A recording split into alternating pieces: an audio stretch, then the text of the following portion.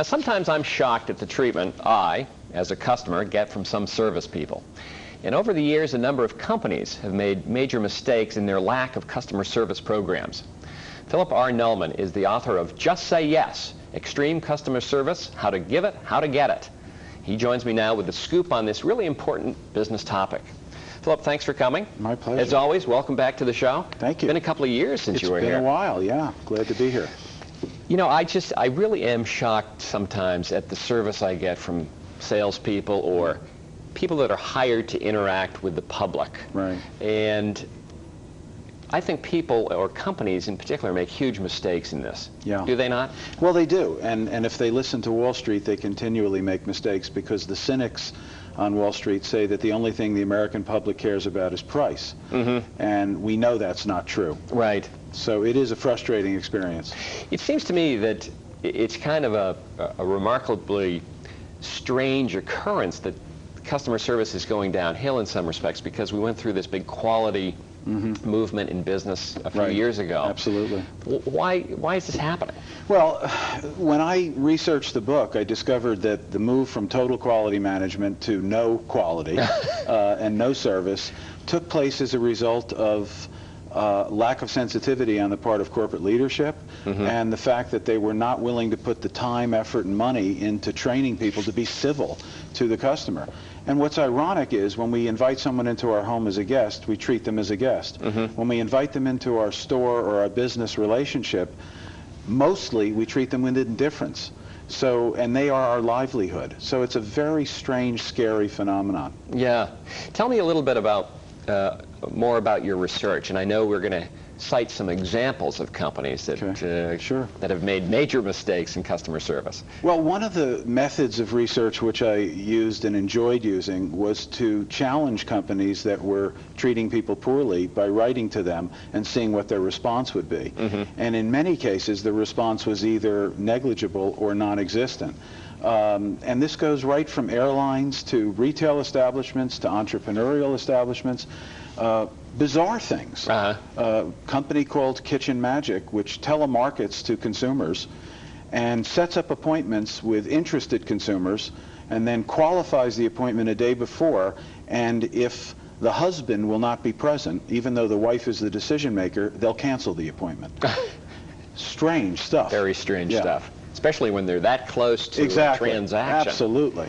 And airlines in particular seems to be notoriously bad at customer treatment. Absolutely. Airlines, when deregulation occurred, of course the issue became price, and it moved the airlines away from service. But what's happened, of course, with the competitive nature of air travel is that they've made some little efforts to get back to the customer in terms of treatment.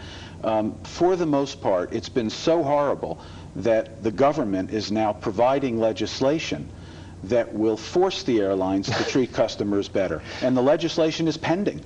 I work with a young woman in New York who recently had a bad experience with an airline. They bumped her from first class, even though she had a first class ticket. They made no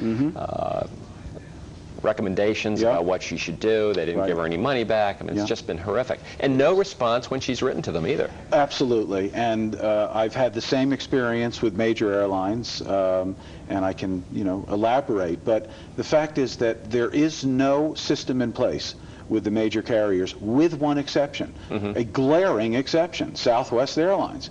Herb Kelleher is a brilliant customer-driven lunatic who absolutely does everything to excite and incite his own people and to turn the customers on to the brand. Right. The only one in the entire country, and I researched every airline. Yeah, that's a very interesting example. That's a wonderful example. What, now this book has been out for how long? A couple months. Right, and it's available to just about anybody? Anybody in North America and Europe. The great places to buy it are where they discount it online, so I suggest that. But Barnes & Noble, Borders, etc. Right, and Amazon.com. Amazon.com has it, and if you love it, write a review and put it in the website. Yeah, that's a good feature of the website. It is. It's wonderful. Yeah. Let's get back to the topic at hand, and that is to say, you also do training and coaching and so forth in customer service. Absolutely. How do you rectify the problems that companies have with customer service? Well, the first thing I really look to do is to differentiate between customer service and extreme customer service. The book is really about taking it to an extreme. The reason we need to take it to an extreme in many industries is we have minimum wage labor that requires a great deal of motivation, non-traditional motivation. The first thing, though, is to teach the corporate heads of companies, or even the business owner of a small entrepreneurial company, to sensitize his staff or her staff to the needs of the customer, to look at the customer as growth opportunity, as guest, as friend, and nurture them. Right, beyond just being a revenue Exactly, point. and that means beyond saying thank you or have a nice day, throwaway lines which do nothing to retain the customer to the brand. So in large part, some of your training focuses on the upper level management. It does. Before you get to the service representatives. Absolutely, it's top down, and it's almost always top down. One company that I work with turned their organizational chart upside down, and the CEO is at the bottom and the customer's at the top, and it's a brilliant move, because it illustrates who runs the company. In the case of Ritz-Carlton, if you ever find your way to the service entrance where employees go, you'll see a multitude of signs which reinforce the mission: delight and excite our guests. That's the Ritz-Carlton hotel chain? Correct. And their mission statement is, ladies and gentlemen serving ladies and gentlemen.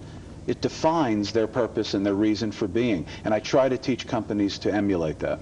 And really, so the key to this is the chain of command and the chain of extreme service that can go from management down to the service rep. Absolutely, and great examples of extreme service have been illustrated by Nordstrom and by other large examples, but even small bagel shops who've done entrepreneurial, wonderful things. Great. Philip Nolman, thanks you very much for being here. My Good luck pleasure. with the book. Thank you. And come back and visit. Let's talk more about this. Love to. That's all the time we have for this edition of New Jersey.